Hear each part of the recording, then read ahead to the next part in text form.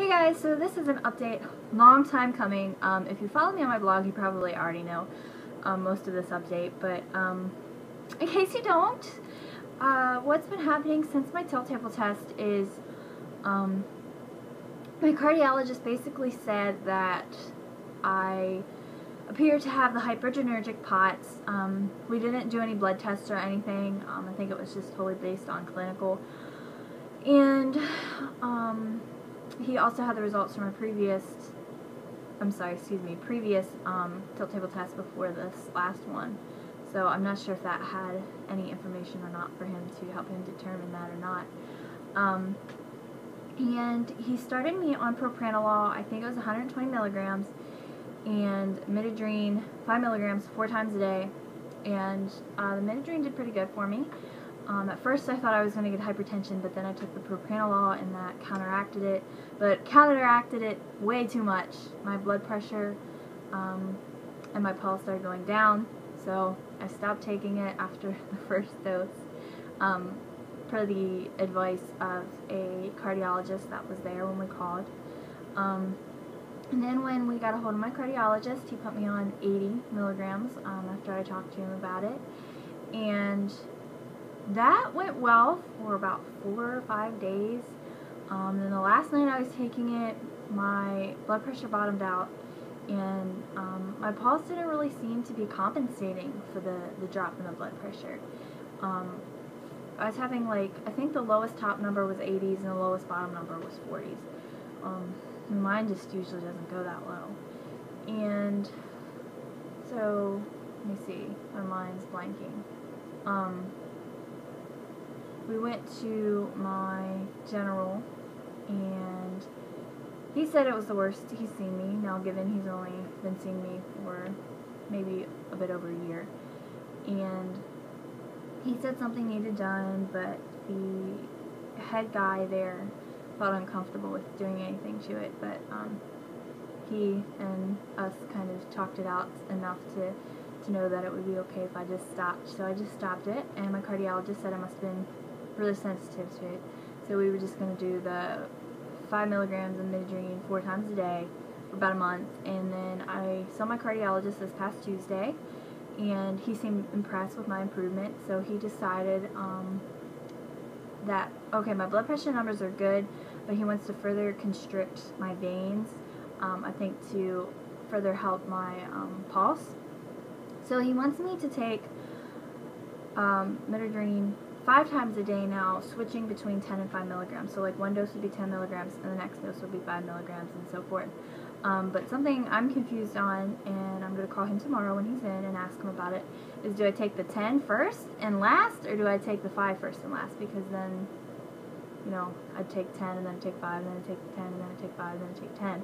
So I got to figure that out because he wants me taking it before I go to bed as well, and then obviously when I wake up in the morning. And he also put me on Mestinon 60 milligrams 3 times a day for my stomach problems. I'm not sure what he's thinking it may be, maybe gastroparesis or something, I'm not sure. But he said that'll also help with my heart and I think constricting my veins. And for now, because I have a little bit of confusion with that too, and I want to ease myself into it since it's something I'm unfamiliar with. I had taken Midodrine when I first got diagnosed. So I'm easing into it by just taking 60 milligrams a day for about a week, and then maybe I'll go into the 120, well, 60 twice a day. And what I'm confused though is on the little pamphlet it says that the spacing between pills has to be 6 hours, and unless I'm going to eat a really late dinner, I'm going to have to get up at like 6 something to eat breakfast, because I'm supposed to take it before each meal, which I failed to mention. Then it's gonna be all messed up. So I'm wondering if we're just gonna end up doing like 2 a day, maybe taking 1 before breakfast and then 1 before dinner, and then I just wouldn't have anything for lunch, but then I would have that 6-hour spacing. I'm not sure, but we'll see how it goes. And so far 2 days on it has been pretty good, and I've not really been monitoring my blood pressure that much because I'm feeling pretty well. And I'm also on a 30-a-month 30-day event monitor. And yeah, so excuse my brain fog and everything in this video, but it's been ups and downs, but my Midodrine has been doing really well for me. I've been able to do a lot more things than I expected this time last year, which is awesome. I feel like each year that passes, or each segment of a year, like, okay, this past September, I was doing so much better than the September before. And now I feel like this summer I'm doing so much better than last summer. So I'm really excited, and I'm really grateful to God for that, because that's absolutely amazing. And I got the go-ahead and start physical therapy, and I'm supposed to be starting behavioral therapy, but the place that my doctors gave me to investigate going to is a little bit far, and if we're going to be going like once a week for behavioral therapy, I'm not really sure how the spacing is going to go with that, and I got different definitions depending on who I asked of what exactly that entailed. So I guess it depends on what exactly it all entails. The doctors gave me the explanation that it was to kind of help me remanage. I think it's to help me relearn to live like a normal life, like have time management and that kind of thing.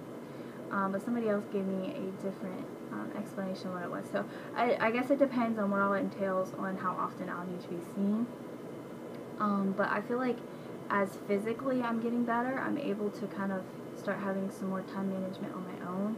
But I think it would be good to get some help on that, to possibly at some point be able to get back into, well, to get into, not back into, but get into things that are normal for my age, like possibly being able to drive and maybe go to college. And I did try that one, but that was online and it didn't work out so well.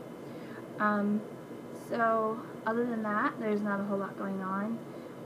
My mom, I would like to ask for prayer for my mom. My mom has been having knee problems, and she had blood testing done, and her blood test pointed to scleroderma, which is what they thought I had before, or what my blood test tested positive for before I got diagnosed with POTS. And based on my clinical, I don't have it. However, I'm supposed to keep eye out for signs of it.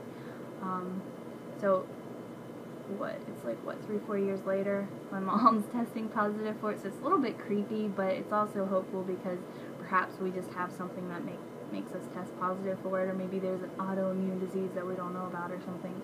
But I'm worried about her with that, and she goes the 19th to find out more about that. So I'm kind of on my toes until then, but trusting God, because He's been working miracles in my life, so I know He can work miracles in her life. And she also has a torn meniscus in her knee and arthritis in her knee, so they don't think that if she has scleroderma that her knee is scleroderma issues. But she has surgery on the 22nd, and they said it could do something or it could do nothing because of the arthritis. So prayerfully it will do something, and she's like the type of woman that gives of herself and does what she can until she literally can't anymore. So I know this is going to be like really hard for her, but she deserves to do something for herself to better her health. So yeah, so prayers would be very appreciated for that, and I thank you so much. And thanks for watching this video. I'm sorry this is such a late update, but yeah, I'll see you guys later.